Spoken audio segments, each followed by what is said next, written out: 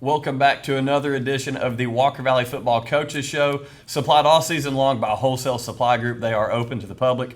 Once again, I'm Andy Morris along with Jacob Mason and your Walker Valley head football coach, Drew Akins. It's Cleveland week. We're excited to be in the building. Short week here at school for us, but doesn't mean that the workload changes for you and the Mustangs. No, it doesn't. We were here yesterday morning. I think we got in at 8 o'clock, did our team meeting, kind of put Polk to bed. Worked on Cleveland all day yesterday, and then came back yesterday afternoon, got on a bus and drove down to Baylor and played a JV game. Our young guys got some reps down there against Baylor. Really good young Baylor team, and our JV team has a lot of pieces that I'm really excited about. It's fun to watch. Casey Cunningham had a great night at running back. Lincoln Jackson had a 70, 80-yard touchdown. So being able to watch our young guys is always fun. And then today, Tuesday, as we film, is we're about to go out and have our second day of Cleveland work. So excited to get with our guys. Our guys brought a lot of energy yesterday for a day off, and hopefully we do the same thing throughout the rest of the week. So once again, final score from Polk County, 34-0. Coach, we talk about the wing party. Anytime you serve up that goose egg to the other team, defense gets to have a wing party. Yeah. When's that taking place this week? Thursday after tutoring. We're going to go to our mandatory tutoring session with our academic excellence plan, and then we're going to come back up to the field house, spend some time together, eat some wings before we head home and rest for the night before game night. So like you said, anytime you hold a team to zero, we talked about that on Friday, anytime you do that, is special. No matter who it is, no matter what kind of game it is, anytime you get a zero on the board defensively, and the way we did it, as we start talking about this a little bit more, the way we did it was really impressive. When you look at the number of 3 and outs and the 4th down stop, and the way we got to hold them to a zero was really impressive. So really proud of our defense. Excited to celebrate that on Thursday. Well, Coach, you've got your burger, your 50 burger, your wings. We may have to come up with something for special teams, like a little ice cream party or something. No, we score on specials. we don't have anything for that, but it's these are fun things to celebrate. We've talked about it for several years now. Celebrating successes. We're always going to celebrate a win, no matter what happens. We're always going to celebrate a win, and then adding on to the celebration of the wins with shutout parties and 50 burger parties.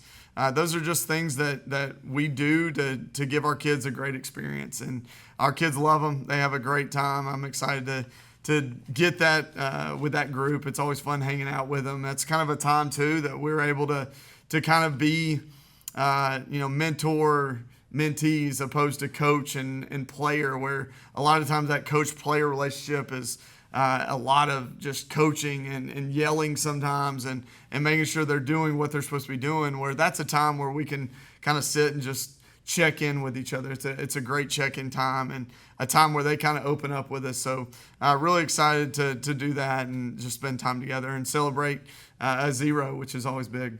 Well, I'm glad Jacob hit on the special teams, because our play of the game against Polk County was Spencer McCooch's 93-yard touchdown kick return. That was our play of the game. And our Dale's Hitting in Air player of the game was Dawson Stum.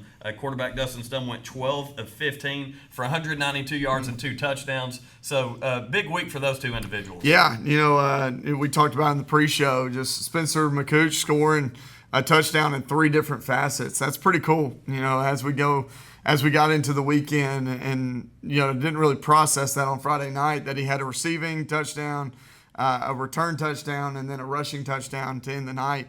Obviously 3 of our 5 touchdowns was him making big plays, not diving in from a yard or two. It was big plays. It was a 65-yard run. It was a 93-yard return. It was right before halftime, a 30-yard touchdown pass. So a lot of different things that he showed his ability, and that's kind of why we moved him there, because he's so talented at several different things. Super utility type. Yeah, and we can bump him out into receiver and not have to change personnel groupings. And there's a lot of things he does for us that kind of make us more multiple and more explosive. So really excited to see that. I love seeing us hit explosive runs. You know, when we talk about Spencer, one of the big things we've done, you know, Javen last week against Notre Dame, and then Spencer this week was just an explosive run. Seeing that 52-yard touchdown run or the 65-yard touchdown run, I think for the last couple years we've seen, you know, the 8, 10, 12,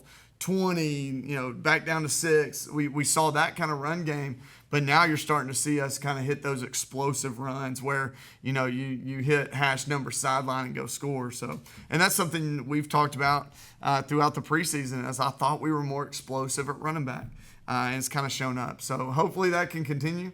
We're going to lean on our offensive line like we have. And they're playing really well, but those two guys have made us really explosive in the backfield. Which don't sleep on Javen, right? Go ahead, Jacob. I knew you were going with Javen, he had that one that was close to being broke. I promise you, I think Coach Andy Jinks is up in the booth. He says he's gone, and then we end up getting tripped right. Got it right on the hill. Right on the hill. I asked him at the game after the game. I said, "Did you know he's behind you?" He goes, "I'll be honest, Coach. No chance. No chance. Know. Threw the hand up. I was like, man, and I didn't see that live. Coaches told me after. The holding call, I saw the holding call, so I was more frustrated with that, and I was looking over at what had happened.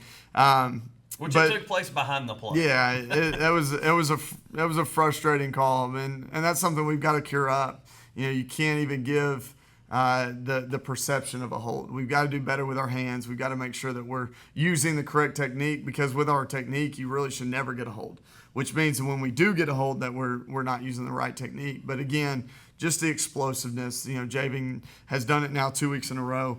And then you saw Spencer, and you've seen him kind of throughout the preseason get really close. So to see him break through it and actually get one was big. And then obviously Dosen, his first ended up on our film stats, ended up at 201. Was 12 of 15 for 201 and 2 touchdowns. Hit Roman on a big vertical ball. That's been the most exciting thing to see from Dosen is us hitting these vertical balls.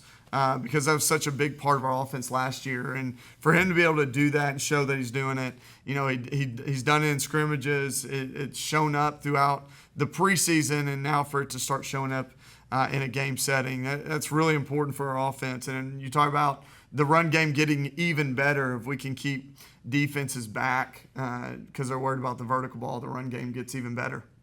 So, Coach, it's a big week, Cleveland week, of course. Has nothing to do with what's going on in Class 5A and region. Speaking of, Mustangs move up to the number 4 spot in the Tennessee Sports Writers rankings. Again, number 4 in Class 5A, so that's a big deal. That's good recognition for your program. But it being Cleveland week, let's talk about preparation for that game and everything that goes into it, because it is a big game because it's a rivalry. Yeah. 5 years ago, I would have said this game doesn't matter. Like, in the end, we're going to go try to compete in this game. Really, win or lose, it doesn't matter. Being in this area now for 5 years, it does. It's just different, and it's hard to explain to anybody that it doesn't live in it, that doesn't experience this all the time. Because down in Hamilton County, it just doesn't feel this way. I was at Ottawa for several years, and we played East Hamilton out of region. And if you won, cool. If you didn't win, cool. Like, you just moved on. And that's just not how it is here. It's a year-long thing. It just means more. Yeah, well, you joke about it, but I'm telling you, it does. It's just different up here. And, you get different people saying, it's been a year since we beat them, and it's been this and that. And, it matters. And when you look at our record since I've been here is not great in county, and I think it's affected our progress as a program.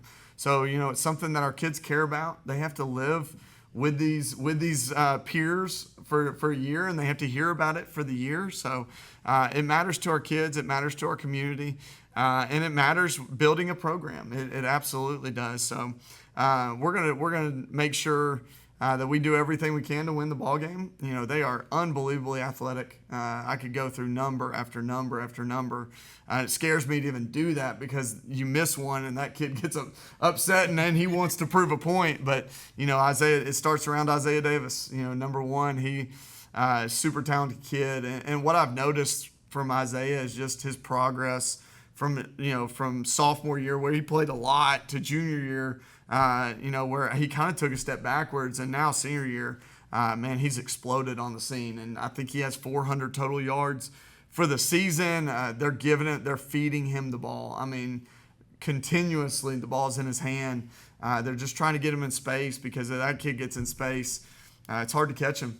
He's done a great job throughout the preseason, and the entire offense revolves around him. And then you got Braden Carroll, number 2 and number 3, both going vertical, and that's always a threat that you got to stay on top of that, because that's 50 yards, 60 yards like that.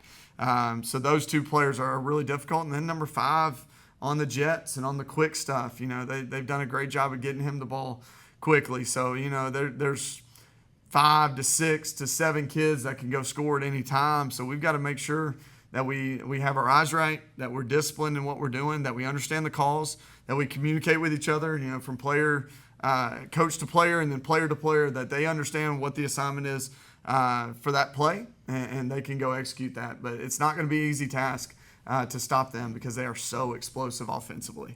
Coach, it's an interesting kind of 3 weeks. You play Polk County, neighbor, Cleveland, neighbor, and then you're going to Bradley the next week, neighbor. A lot of emotions tied in with that, because they're all games that, don't necessarily mean anything to our 5A schedule, but mean something to the kids. How do you keep their eyes focused on Cleveland this week? Yeah, it's difficult. It is. It's difficult, but they have our full attention. I know that, but I know it's just a hard start to the year, but it's just like anything else. If you make every game important, then that week's going to be important. Last week, Polk was the most important thing we did. And it showed defensively, especially, that we were able to focus in. And, I talked about some pretty cool stats against Polk. We had 7 3-and-outs against Polk County. That's really difficult. I mean, they were very good offensively. Have a couple kids that are really difficult to tackle, and our defense just showed up and prepared the right way and made stops. This week, getting their attention on Cleveland's not been super difficult. Like, they want to focus on this game, but they also know, hey, next week, win or lose, we've got to get focused back in again. But what we try to do is just make sure every day that we're trying to get the reps that we need for that week, whatever it is. We have a plan for every single day. We have a plan for every single period within that day. And we don't – our preparation has changed over the last 2 years. It's one of the more proud things I am of our coaching staff. I don't talk a ton about what we do as coaches because our players do such a great job of executing that. But our coaches have done such a good job of creating a plan and executing a plan throughout Monday, Tuesday, Wednesday, that our kids understand it, and they're able to go out and focus on what they need to focus on for this 10-minute block. And then the next 10-minute block. And I think if you build it like that, and you build a program like that, they understand what it is we're focused on, and they're able to not look so big picture. They can look very minute at the minutia and be able to focus on what they're trying to accomplish that day.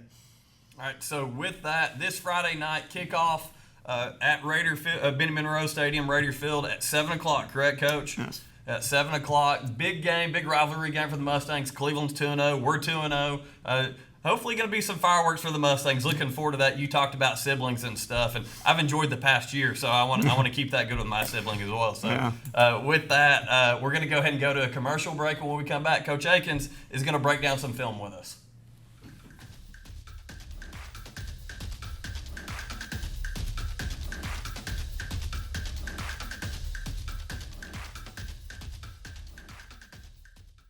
Welcome back to the Walker Valley Football Coaches Show, sponsored by Wholesale Supply Group all season long. Coach Akins, glad to have you back with us as we dive into some Polk County film. This is Jacob and I's one of our favorite part of doing the Coaches Show, is getting to kind of get the inside of what you pick up on film, and letting the viewers and us know kind of what's going on.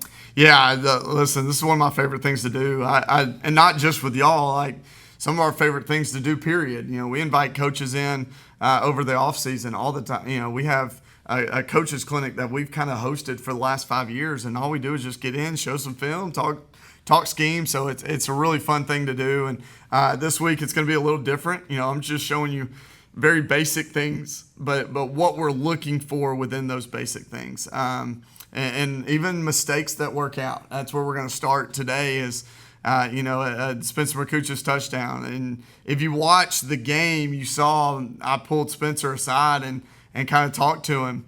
It's because you're about to see the mistake that he made. He could have made this a lot easier. So let's dive in on it. It's a pretty cool little film that we got going. We love Spencer. We're putting him on the spot. Oh, I'm going to. He knows. So this is our just action screen. It's our running back action screen. It's pretty typical. So let me get to the drone shot because there's no. Oh, we don't have a. That's the one play we didn't have a drone for. That's the one I forgot. All right, so let's just draw it from the sideline view. So what's going on here is we're going to make it look like our normal pass protection. So what we're going to do is we're going to run our 4 verts concept that we're pretty typical for us. We're going to run these 4 guys vertical. That's a concept we've been working on now for 2 years. A really good 4 vertical concept. We got guys that have adjustments off of it.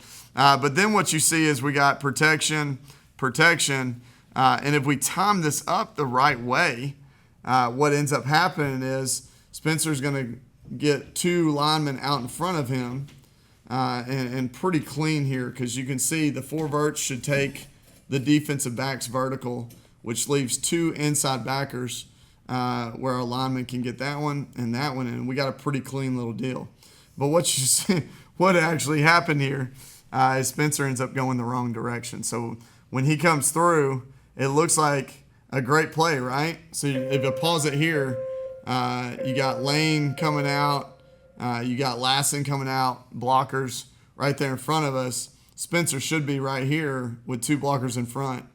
Well, Spencer goes the wrong direction, but thank goodness he's super athletic, is able to make a guy miss and get into the end zone. So it's not always how you draw it up, guys. Sometimes players just got to go make plays. And that was a shout out to scenario Dosen for picking that up and still having the field vision to see him there. Listen, Dosen's been absolutely outstanding with the screen passes. His timing on it, his understanding of the scheme, and his ability to get the ball to the running back or the receiver quickly has been a real weapon. So really proud of Dosen and what he's been able to do in this preseason. But you can see me down at the bottom. I'm not super excited about that one. I'm talking to Dosen immediately about it, and then I pull Spencer over to the side the next when he gets off the field. So later on, so this is a little more of a scheme thing that I wanted to show you guys what we're doing. So what was ended up happening is they were getting in a front that we really don't love. We call it a bear front, a TNT. A lot of people call it bear. We call it TNT because what you end up getting, ignore their defense right now. What you end up getting is a tackle, a nose, and a tackle. That's why we call it TNT, right? So it's tackle, nose, tackle is the front they were giving us. Well, when we went spread, they wouldn't give it to us. So what we started doing is we started motioning that guy in. And what it did was it gave us the box that we wanted. That 4 down lineman box is a whole lot different to block than the 5 down TNT look. That TNT look is built to stop power counter. Well, that's what we do, right? So we needed to find a way to get them out of that, and we kind of figured out about halfway through, hey, when we're in spread, they're not in it. And when we are in our Y-back sets, they are. So, hey, let's just start in spread and move to a Y-back set. So really simple thing, but what it did was it got the box the way we wanted it to look. So a pretty cool thing. That was Coach Pope's idea. Really spot on. Is this a halftime adjustment, Coach? This is now clip 41. I mean, this is probably 2-3 series into the game. Wow. You know, I say 2-3 series in. We had 1 play on the first drive. Yeah. So I would say probably the 3rd series of the game. The 2nd series was the one where we had the most plays, and they were in that TNT look the whole game, or the whole first drive that we had. And we can run against a TNT look. It's just not super clean. Yeah. So Coach Pope immediately was like, hey, when we were in our 4 wide set, they're not in it. Let's just start in 4 wide and go to it. That's, Cool. I mean, props to your coaches, because that's 2 weeks in a row where you're picking up live game adjustments, with the power quarterback, people not lining up on the left side, and then now seeing the TNT front and able to drag that out, because like you said, that does open. It's much easier to open a lane than having 8 or 9 guys in the box versus the 7 that we have in the picture right now. Yeah, and like I said, it's something. It's really nice to have a menu like we have. We have this big, huge menu, and honestly, we went in this game thinking we're going to use the pastas, just the pastas tonight. I kind of make the joke about the Cheesecake Factory. We have this huge menu, but tonight I'm just going to focus on this one page of it. That was kind of our thought process going into the game is, hey, we're just going to focus on this one page of the menu. This one page should really get us where we need to go. And immediately it's like, oh no, we got to flip the page because they're in something we weren't expecting. So really, really smart idea. And kudos to our kids for having, we didn't practice this throughout the week. It's not something we were planning on doing. Therefore, we didn't practice it a whole lot. And for our kids to just be able to do it, it speaks a lot to our preparation in the off season and our kids' intelligence. So what we did was we send that motion across. We get them in that front we want. And then we're able to actually get here. So what we were struggling with the 5 down is we couldn't get our guard around to the defensive end. Now we're able to do that, which gets Dosen a really clean pocket. The outside backer takes the flat, and what you see is this second flat come open. That intermediate 12 to 10 yard out is what we're able to hit here. So really clean pocket, because we were able to get them in a different front. Dosen does a great job of getting outside the pocket, quick release.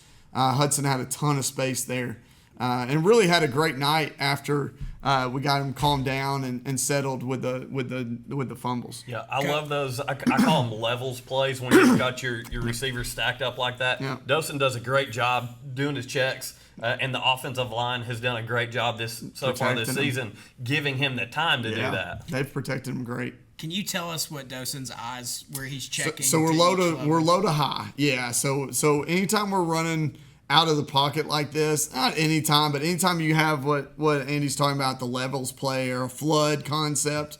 Anytime you get a flood concept, we're just going to try to read low to high. So 1 to 2 to 3. Is typically what we're looking at. Every now and then we may get a little feisty and say, hey, let's peek deep first, and then let's go 2, 3. Let's peek at it deep. That way, if it does come open, we're able to hit it early. But for the most part, we're always going low to high, trying to get that ball to the flat. That's why you see Tate catch it in the flat so often. It's because when we get out there, if they don't cover Tate, we're going to hit him, try to hit him early where he's able to run with the football after the play. But really good play by Hudson. This is, this gives us a chance to kind of speak on the kid that Zeke is. This is our load formation. We've seen this a ton. I want y'all to see where this ball hits, though. This is the most impressive thing that you'll see. So what we love is that. Like that space is what we're looking for. That's what we're always trying to hit. And our line is doing such a good job getting A-gap open. Zeke was so good. We're really going to miss him for so many reasons. But this is one of the reasons. He got really good at running this A-gap power and really having that clean space to be able to get in the end zone. So super proud of Zeke. Love Zeke. Was an incredible response to what a lot of kids would treat as a devastating thing. For him to be selfless and start praying for his teammates and talking about how he trusts God's plan speaks to that kid's character. I love that kid. Glad everything has gone well over the weekend and he's been able to rest and start the recovery process. And excited for him to get back to wherever he's able to get to. Yeah, Coach, if you could, just a quick update on the process after the injury for Zeke. Yeah, he had surgery on Saturday morning, very early. He got released Saturday night, and he's been in the house. I think you're looking at a 3 to 4 month recovery on Zeke. But like I said, if nobody's going to outwork him. So, I can see him getting back in 3 months and being ready to go for basketball season. And, it all just kind of depends on how his body reacts to that surgery and how quickly it heals. But it's definitely something where I expect him to see him, mid to late basketball season and then into track. It's kind of what we're hoping. So, like I said, great kid. Thankful for the doctors that took care of him. They did a great job. And just love that kid and I love the love that our community has shown him and his family throughout this. So excited to get him back with us. He's still going to be a great leader for us, and he'll be around any chance that he can be around. Obviously, he's going to stay with us and do some of the things that Eli Cross is doing, where he gives us an extra set of eyes and that leadership in that room, where he's able to take our voice and be in the locker room as our voice. Yeah, So. Having that presence is a huge deal with guys like them. Definitely glad that everything worked out. Mm-hmm. It was a scary thing Friday night. Not a lot of us knew what the injury was, what to expect. So glad that surgery went well, and he's on his feet and going to be with the team. So that's definitely a positive. Yeah. Yep. Are we still doing film? We got. The only thing I have left is that last touchdown. Let's get that last touchdown. This is 2 plays after Zeke went down with the injury. So this is at this point I just want to score. Like I don't know if y'all saw. I had to walk away almost. Just the emotion of that moment. I had to catch my breath. Coach Polk called the first play after. So we came back. We ran power. And then I told Coach Pope, hey, I got it. I'm good. And we ran our shot to Roman. So our shot to Roman is a 3-choice shot. He can go vertical, he can go big post, or he can go what we call a dropout, where he runs back down the stem. You can tell right now by the demeanor of that kid and how far off he is. Hey, we got a real shot here at a vertical ball. Our protection is y'all know, is the most important thing to me. How are we going to protect this? How are we going to make sure that we protect it? Well, the first thing that you see again is we're going to come from outside in where they're not in TNT, because TNT is very difficult to protect the quarterback in, right? So we're first and foremost, hey, let's get them in that 4-down look so we're able to really be able to process what they're doing. So we come in, we call our hard count, they don't jump. And we're able to get them into the 4-down look. So we're going to go man. We're going to go 3-man slide to these 3 guys. And then our Y back is going to handle this, and our running back will handle that. If they don't blitz, Y back goes there, running back goes there. So really cool, easy protection. It's a max protection, which means that we're blocking everybody. They can't do anything to make us hot here. Okay, so again, Roman has 3 choices. He's got a vertical choice. He can run a post, which you've seen a lot. You've seen us do a lot where we get to a certain yardage and we break the post off. Hudson's done it a ton. Roman's had several big post touchdowns. Or he can hit that spot and run right back down the stem if this guy's super deep. That gives us 3 options there. And really, the defender can't be right. And that's kind of the goal of this. We knew right now, hey, with them 5 yards off, and if he doesn't backpedal immediately, and I don't even mean backpedal, if he doesn't turn and run right now, then I'm thinking vertical. And you can see that him and Dosen are on the same page. That right there, the timing, Dosen's throwing this ball and Roman's 10 yards down the field. That is what I see. A lot of fans see a vertical touchdown. Super cool, right? What I see is months and months and months of them working together and being up here on Sundays and being up here when nobody else is, practicing. Hey, let's get on the same page. Let's know where each other are going to be. Let's trust each other to do what the other one's supposed to do. And for him to lay that in, and, Dosen was very emotional too. Him and Zeke are super close. So for us to go down and be able to score the second play after was pretty special and a cool way to kind of end our offensive performance. We had the big run at the end, got the clock running. And once the clock got running, it became, hey, let's get out. Let's get out of here so we can go talk to Zeke and make sure he's doing okay. Well, you definitely can see the chemistry, and Coach, I even saw them down at the middle school on the turf throwing this summer. Anywhere I would go this summer, I saw them together. That group of wide receivers and H-backs, but as a team, it was also very apparent on Friday night how much love they had for one another. And even when Roman, this is just a memory I had, Roman scored that touchdown, he honestly wanted nothing to do with the ball and wanted to get back to the sideline because you could just tell his heart was with Zeke. Yeah, and Zeke, after the cool thing afterwards, Zeke heard it. He couldn't see it, but he heard the touchdown and was super excited for his tag. The first thing he said to me was like, "Oh, I heard the touchdown right after." That's awesome. He asked about the touchdown right after, who scored the touchdown right after he got hurt, and then did we get wings? That was Zeke's 2 questions. So excited to celebrate. So he's waiting on his wings. You gotta make sure he gets a delivery. Listen, no, he's coming up on Thursday, so he's awesome. going to come up to our wings party on Thursday. But excited for the week, excited to take on Cleveland. It's going to be a difficult game. But honestly, we need to end with our community showed what true love for each other looks like, and it was pretty cool seeing the other night, and I'm so blessed to just be a part of it. So with that, 7 o'clock kickoff this Friday night at Benny Monroe Stadium over at Cleveland High School. You got to come out in full force, Mustang fans. Come support those guys. They're trying to create a little bit of a hostile environment. Let's bring the Valley environment down to Benny Monroe Stadium at 7 o'clock. Absolutely. Appreciate you guys.